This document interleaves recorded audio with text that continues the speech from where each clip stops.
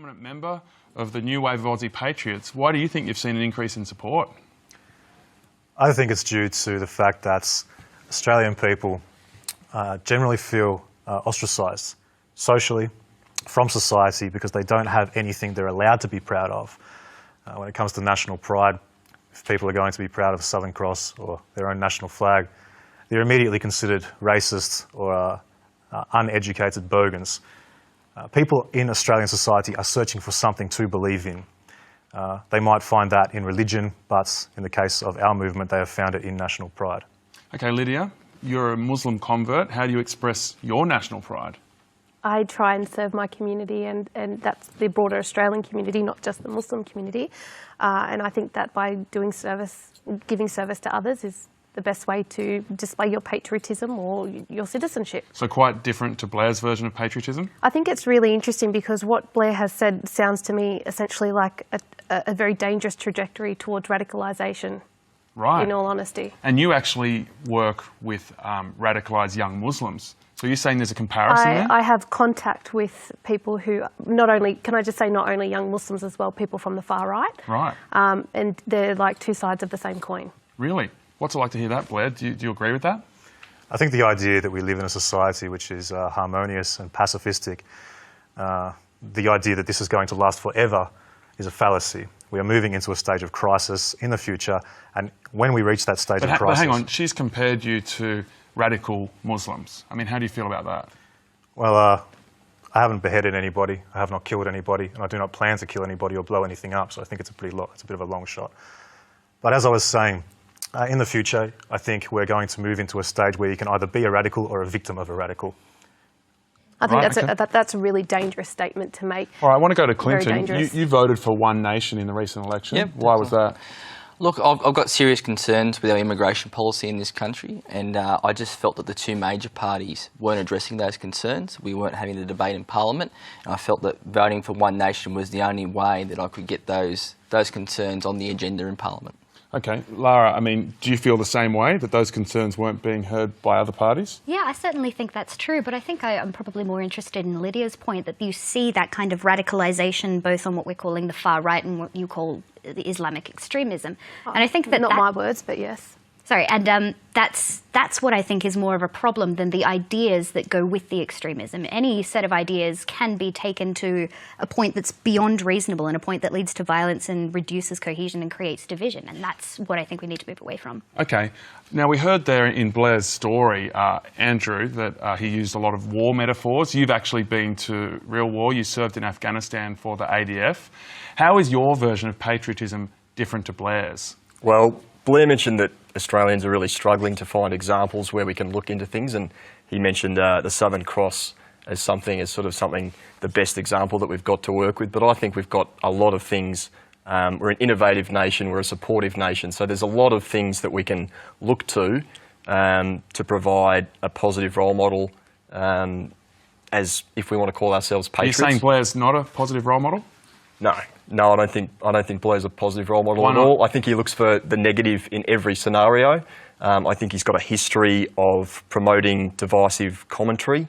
From what I understand, Blair pulls himself up as an individual who wants to further Australia's causes and further the public, but he's actually got a history of attacking women, which is pretty sad. I actually don't have a history of attacking women.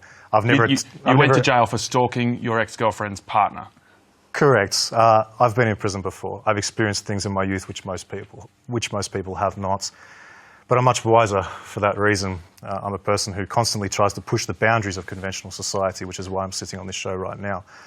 But I've never attacked a woman in my life, in my list of convictions, which are not very long.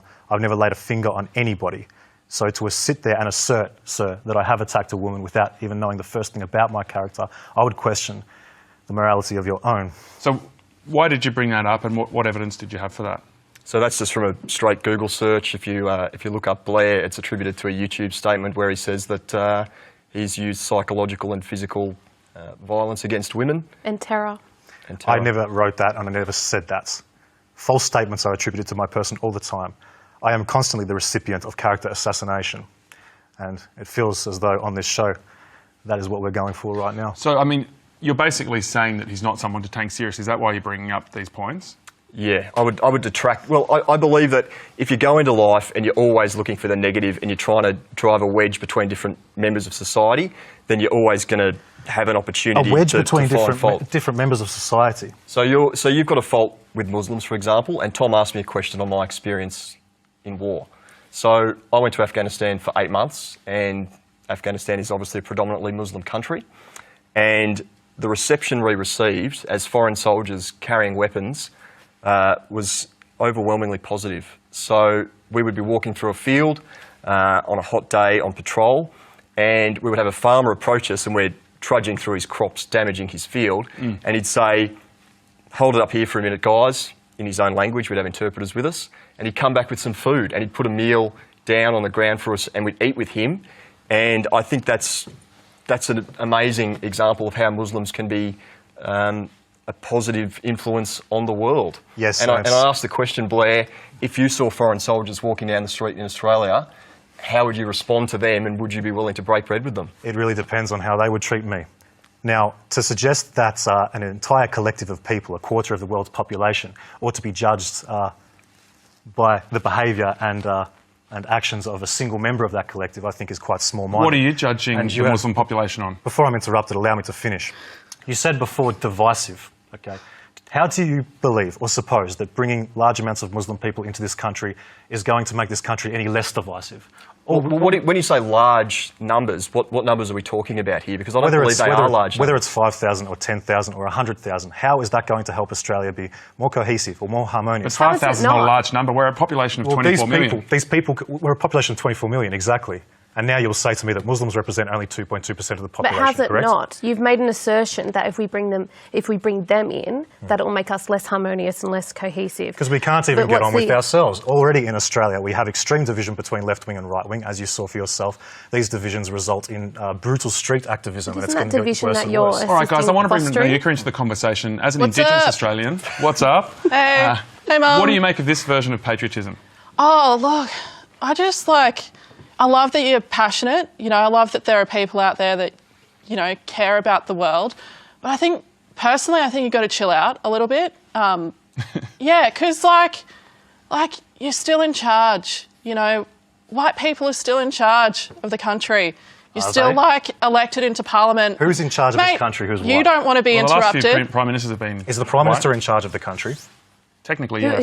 Anyway, Blair will get to talk later. Now you could go ahead. Yeah, love your passion though. Yeah, like most of the Parliament are white people. Most of the political, economic, education, legal institutions are run by white people. We're set up by white people.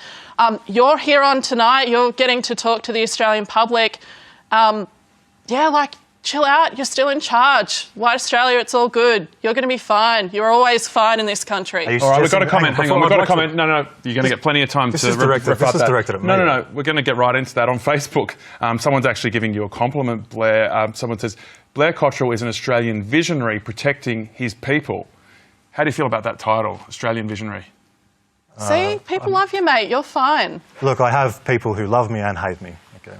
And I think that's very kind, and I appreciate the statement, but we're going through this conversation far too quickly. You suggest that there is some sort of white privilege in this country. Do you believe that? Oh, well, if we look at who's most locked up, who is most disadvantaged... Which has nothing to do with the individual decisions people make, but you believe there is some sort of white privilege in this country. But if we look structurally, then yes, if you are white in this country, yes, would you like to be black? Okay, well, would let me ask you a question. Would you like to be treated like a black person? Do you consider yourself a white person or an Aboriginal person? I am black, I am Aboriginal, I'm Gunai, I'm Kurnai, Gunajamara, Wiradjuri, Yorta Yorta. To me, it seems like you also have some whites in your ethnicity. Is that correct? Where's your family from? Yeah, I'm German-Irish eventually. What's the point you're making here, Blair? The point I'm making is if there is some sort of white privilege, you have some white in your ethnicity. Why do you choose to identify as purely Indigenous if there's white privilege? Wouldn't you go with the ethnicity that is privileged? There are 2 points I'd like to make. Yeah, great question. I'm glad you brought it up. There are 2 things. Thing number 1, definitely the colour of my skin. I would get treated much better than someone with much darker skin. I would be... Why is the colour of skin so important? Let it's not that much different from Mate. me. From my skin, like what? I'll wait till summer, bro. Yeah, the colour of my skin does matter. It would mean that I would be denied taxis, even in Redfern, just up the road. People get denied taxis all around the country, really. The way that people treat me, I would get followed around the cops more. This is true. My mum was a police officer, so I can speak with some sort of experience. Is that because there. Aboriginal people commit more crimes, or is that because there's racism in this All right, country? I don't want to get too deep into this narrative. But point number That's two. a little bit Nothing too to deep, pick up. isn't it? Well, it's actually quite a tangent. So it sounds Quickly like finish your point racism, then, though, if you Anika. think Aboriginal people are more likely to offend, or I They don't are know, more maybe likely to offend. intergenerational trauma is a thing, but whatever. All right. We can talk about that later. But thing number two, though, Tom, was the identity stuff. So I choose to identify as black, Aboriginal, all of those nations I listed before. By the same token, you choose to be Australian, despite the fact that you have Irish ancestry. I do not choose to be Your Australian. identity is Australian, which is a choice. Irish people were part of the original people who founded and created this nation, who named it They Australia. didn't found Who mapped it. All right, guys, we're going to get deeper into all this. Your Just people, hold it mate. right There were there. semi-nomadic You are watching tribes. Hack Live. Now- Guys, just hold on there. Tribes, Seriously, logically. when I need to get control of this, you guys need to listen so we can actually make this conversation palatable to an audience and not a screaming match. Are we live So let's right do it now? now. You're watching No, Hack it's a half an hour Live. delay. It's almost live. Tonight's topic's so divisive that we are actually on a small delay, but your tweets and your Facebook comments are coming up live, so keep them coming. Hang on, I was told this was live. There's a half an hour delay. I just said it at the start of the show that it wasn't live. I made that really obvious. I've been told for weeks leading up to this was live. I just said we had to put the show on a delay. What exactly are you fighting for? Fighting for my people, And who are your people? Australian people. Even Muslims? Are they Australian people? If they're going to live by Australian standards, then certainly. And what do you mean by Australian standards? We have a culture in this country. The culture is an expression of our people.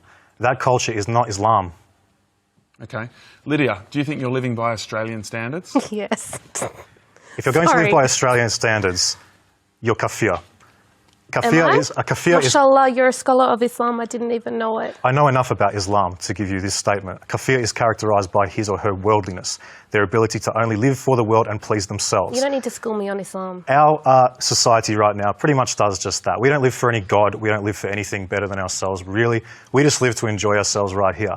Your brothers abroad would consider you kafir, and they wouldn't be too pleased with the fact that you No. live in this society and do not adhere think they fully do. to the principles of Islam. Lydia, what do you say? You're not a scholar on Islam, for starters. Are you a scholar on Islam? No, I'm not, and I don't purport to be either. I don't purport to be either. I'm telling you what I know about Islam. Okay, all right. Great. It's- But what do you wrong? make of his statement? He says he's fighting for Australia, and whether that includes Muslims seems really unclear. The fact that you yourself have converted to Islam is proof that what I said earlier is correct when I said that people are searching for something to believe in. Oh, you don't have to, And don't this country and the psychoanalyse state- me and why I converted. This country and this okay? state we live in right now does not provide for people anything greater to believe in. And so it's no wonder that people in this country are converting to foreign faith. I find that All right. really dismissive. Okay. Yeah. Andrew Fox Lane, you're fighting for your country, like literally in Afghanistan. What sort of country were you fighting for, and who were you fighting for? I was fighting for a country that believes in itself, that's got positivity. We get around each other, we back each other up, and one of the most important things about Australians is that we give each other a fair go. So that doesn't mean that we look at each other in fear and question differences between each other. We walk down the street and you can smile at someone and there's not an issue there. We don't look for trouble, we look to help people out. If someone's broken down by the side of the road, I can just about guarantee that someone will drive past and give you a hand, and that's No what I matter was their fighting for. religion? Absolutely. No matter the religion, colour, where they're from, what footy team they go for, we're all Australians. We've got similar beliefs. It doesn't matter what these small details are as to if a person's religion. We all want to go home to our families at the end of the day. We want to have a meal. We want to have a job. We want to have a good life. Who cares if you're Muslim or you're Christian or you don't believe in anything?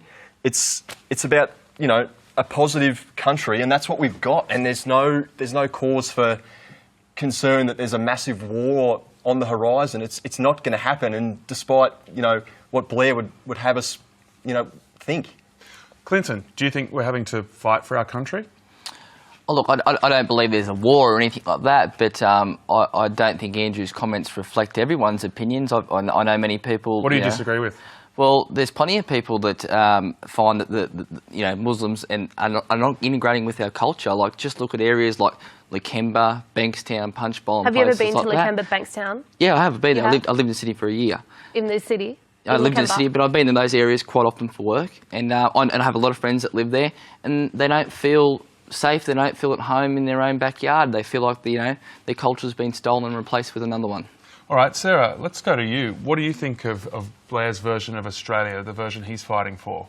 Oh, it's kind of sad, like, to think that my parents who, came here, in the 90s, they wouldn't be welcome here anymore. They came here on the skilled visa, so they came here to work. They were qualified and had experience, and they came here to benefit Australia, to work in the society, to be amongst Australians. Well, I can understand that, okay? I can understand that being a Muslim in Western society is probably a difficult thing. No, you're basically saying that we're an enemy. No, I'm not saying that you are necessarily an enemy, but when you starts to make up larger number of the population, then you become segregated, and your imams will encourage that segregation. But is that true, Lydia? No.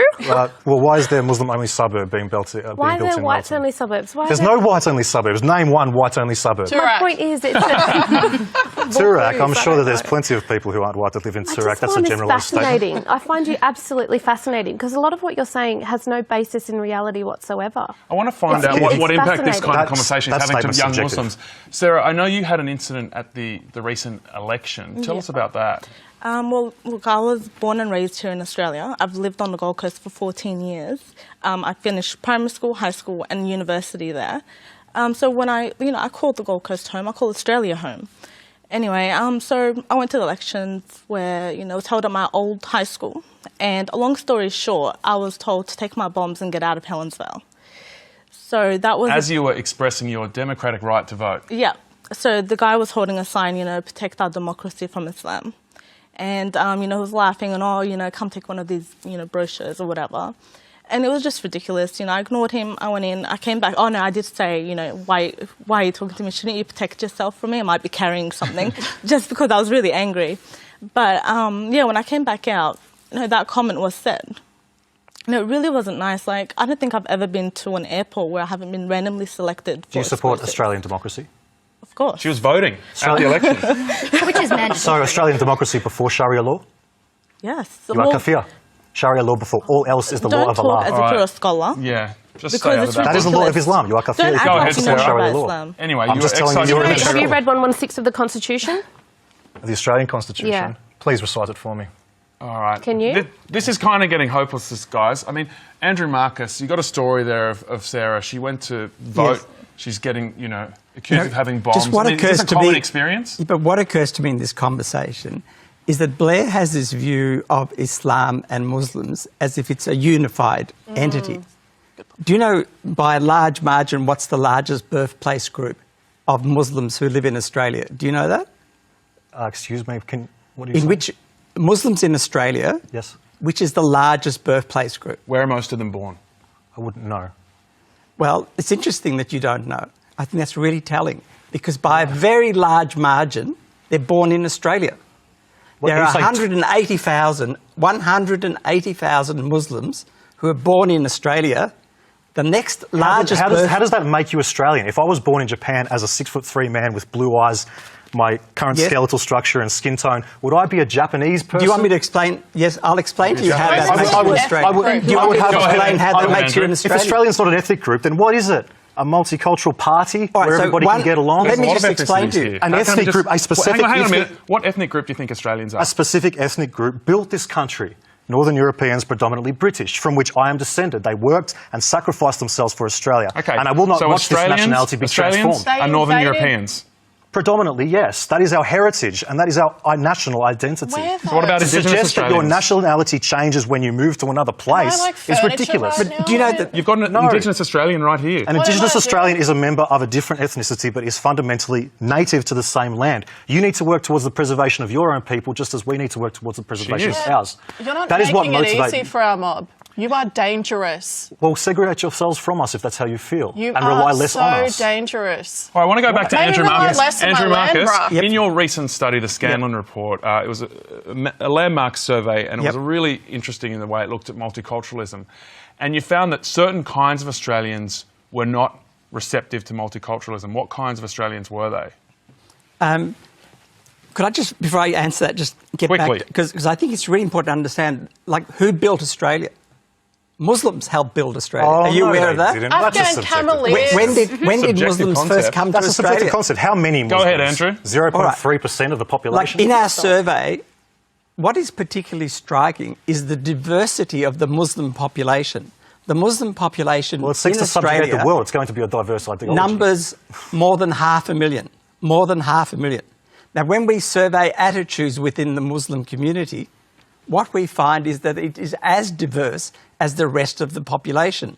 But you have this notion that somehow Muslims conform to this narrow stereotype, and if you don't conform to that, you're not a Muslim. By their religious standards, that is the way they think. However, when Andrew, that's in but small not the minority- reality. Why- The as soon as I reality. speak, am I interrupting? Because you're saying absolutely ridiculous things. That's Andrew ridiculous. Marcus, I want to go to your Yeah. point. What kind of people are less likely to accept multiculturalism in our society? Less likely, well, elderly people, people who haven't had a broad education. The Middle East is Islamic society. You want to live So would you It's like for to the would you Christians like and to the kick Jews out- and the would other you like to people kick who out live in the Muslims that Middle live East? here Let's not right forget now, about or just them. stop? I would like to Muslims ask them, would you prefer to live in democracy or Sharia law? If you choose democracy, you can be Australian, but get rid of the headscarf. listen, there's a get rid very of all the simple nonsense answer and to So that. you don't You believe in don't- freedom oh of my expression God. of religion? Not a religion which is fundamentally hostile to democratic society, no. Whether a woman chooses to wear a burkini or a bikini, it's got absolutely nothing to you. Of course, a woman you who's- don't get to write a permission All right, I've slip got telling interesting me what I social get to media wear. action. Someone's chimed in on the text line saying, lefties just assume that if you oppose unfettered immigration, you're a racist. At least one nation is willing to discuss these real issues. That's exactly right. Did you text that in? No, I didn't text that in, but that's a fantastic statement. And, you know, that's the reason there's a reason Pauline got voted in. There's a reason 49% of the people in the latest poll that oppose Muslim immigration. There's a reason How did for that poll make you feel, Sarah? It's horrible. You know, we already don't feel welcome as it is. It's sad and scary to feel like, you know, so many people don't want us here. You know, I'm Australian. Why should I feel like I'm being driven out of my own country? That's not fair. I shouldn't feel scared walking into a room where I'm the only Muslim. And Naika, what do you say to that? What's that, mate? I mean, that she feels scared of being a Muslim, and also this debate we're having about the link between terrorism and Muslim immigration. Where do you stand? There are a lot of, well, not a lot, but there are quite a few Aboriginal Muslims. So what a wonderful Venn diagram it must be to have people like Pauline Hanson back up and running. The way I see it, in terms of black people, and because that's my experience, and I don't pretend to like speak for anyone else but myself, it's not Muslims who invaded my country. It's not Muslims who lock up my people. It's not Muslims who kill our people and killed our people. It's not Muslims who fought against my people in the frontier wars. That was done by white people. So excuse me if I do not feel the same way. if Muslims found this country before white people, do you think Muslims would have afforded you a right because you had some sort of sentimental connection to the land? They would have wiped you out, marched over the top Muslims were of you, trading and with you would have been Aboriginal died. people. Yeah, the Macassans, bro, we've been trading for centuries. Islam dominates wherever it goes. It's not interested in your sentimental connection to the land. You have so much more to lose by Muslim immigration than we do. We Your already people are in a lost a smaller lot, number. and that was from your ancestors. Excuse me. If China found Australia first, would you still be alive? Would But any of they your people didn't. still be alive? Mate, English that's all settlers found conjecture. it You're first. just like, what if this English happened? settlers What if have there was Engli- magic? English What set- if there was... We massacred Indigenous people, Blair. And so what? Do we need to be in a state of a... is there any Your proof national of that identity anyway? is Wow. founded Yes, there on myths. Wow. This is what the What problem do we need to do? Live in a state It of... is a myth. What do we do? Need to live in a said state of so perpetual what? shame? Hide away in a hole while No, our confront nationality the is finally truth. transformed? Shame is not good. When Fine. you feel shame, you have Okay. a few options. You can deny, which is the state you're I'm in, not by the way. denying. I'm telling you that we can- need to move forward as a people. You need to Right. protect Absolutely. your people. I also need think to we might protect agree on my that people. point. We oh my God, I think we're connecting, Blair.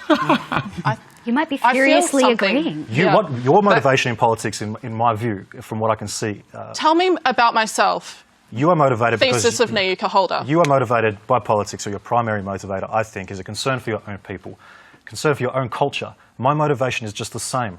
I have a culture and I have a But people I too. do not want to kick you out. I don't want to kick you out. I don't want to kick Muslims out. I don't want to kick anyone out. I want to figure out how we can confront the past, because we have a past that needs to be confronted, which is why I'm so passionate about treaties. I think it's an opportunity to actually confront the past.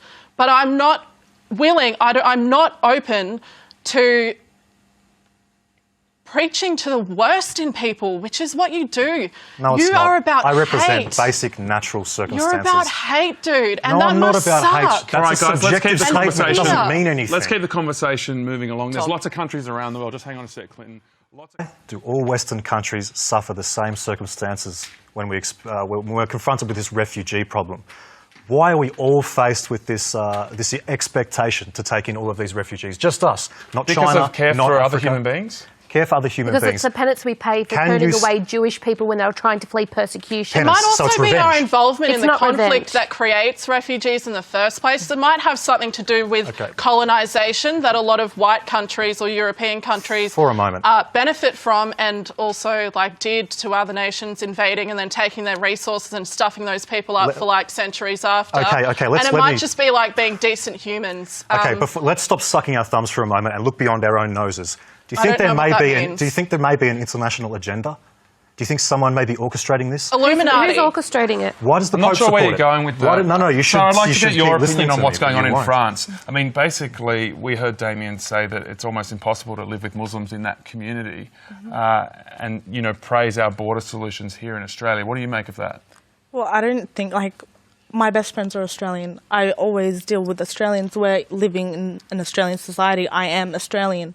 I don't understand how they could say they could ban Muslims when there are 1.6 billion Muslims around the world. What if somebody converts after? Are they going to kick him out? Or how does that even work? Andrew Marcus, what do you make of what's been happening in France? They've obviously got big problems, but it's not Australia. They have big problems because they've got people who've over several generations have been excluded from society. They've got border problems and so on. So I don't think that you can simply equate what's happening in France to what's happening in Australia. In Europe, the sense is that multiculturalism has failed. In Australia, when we ask people, do you think multiculturalism has been good for Australia? On average, 85% of people say it's been good for Australia. So France and Australia are very different environments, very different countries. What would be the alternative to multiculturalism? Well, maybe go back to the notion of assimilation, which I think maybe that you would be happy with, so that if you come to Australia, somehow you would assimilate. Of course, it never happened. It was always a dream. What's the aim of multiculturalism? That we all live together in a harmonious society, Is it a journey? Is it a journey or a destination? When are we multicultural enough? When? When's the end?